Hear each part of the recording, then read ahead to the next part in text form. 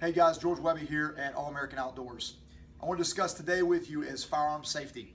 Very, very important, safe weapon handling skills. Okay, we're going to go over 4 rules that I used as a Marine, a police officer, an air marshal when I worked for the State Department a little bit as a contractor. And these are going to serve you to keep you from getting harmed when dealing with your firearm. That you could teach this to your kids, your wife, whoever, yourself, okay? First and foremost, whenever we're dealing with a weapon and manipulating it here on camera, I want to make sure that we see there's no magazine in the magazine well and there's no round in the chamber, okay? So it's a safe and clear weapon. And technically, this is the only time I consider a weapon unloaded is when there's no magazine in the magazine well and there's no round in the chamber. For instance, you can say, I know this is not loaded. Let me grab a magazine real quick. And then you have an empty magazine, no problem, and you have it inserted. I don't consider this weapon safe and clear until that magazine is removed, okay? Once that's removed, it's safe and clear. Okay, knowing that, we'll go ahead and drop the slide forward. So what we're gonna do is talk about those 4 rules. Rule number 1 is to treat every weapon as if it's loaded, okay? I know this weapon's unloaded, but we're gonna treat it like it is. It's a mental attitude, okay? I'm gonna always have respect for this firearm, and that's gonna guide me as I go forward in any handling of the firearm, how I deal with it, how I grab it, how I manipulate it, everything I wanna do with it. I'm gonna treat it as a dangerous object. It is a dangerous object, intended to be.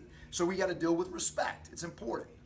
All right, number 2, never point a weapon at anything you're not willing to destroy. That doesn't mean you're gonna destroy, it just means you're willing. If all of a sudden a bullet magically got inside there and then it magically went off wherever that muzzle's pointing and it hits whatever it's gonna hit, you're okay with it hitting there if it had to. Now that's gonna obviously not be any kind of life form, your kids, yourself, your foot, anything.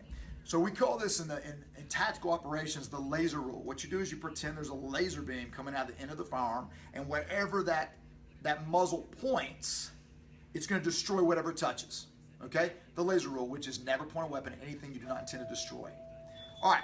Rule number 3, you're going to hold your finger straight and off the trigger until you intend to fire. Now, intend to fire means that I made a conscious decision that I'm going to pull that trigger on a target, on a threat, on whatever the case may be. So when you hold the weapon, you want to make sure your finger's straight off the trigger, on the slide of the weapon, and nowhere near that trigger guard. Okay, it's very easy for your finger just to go slide in there. I mean, let's face it, it's built to house your finger there. And a lot of people I see them, especially when they handle a gun store stuff, they naturally want to put their finger there. But why? Because it's built to do that. But in order to be safe, we need to keep our fingers straight off the trigger until we are ready to fire. We made that conscious decision to do so. Our sight's on line and we're ready to go.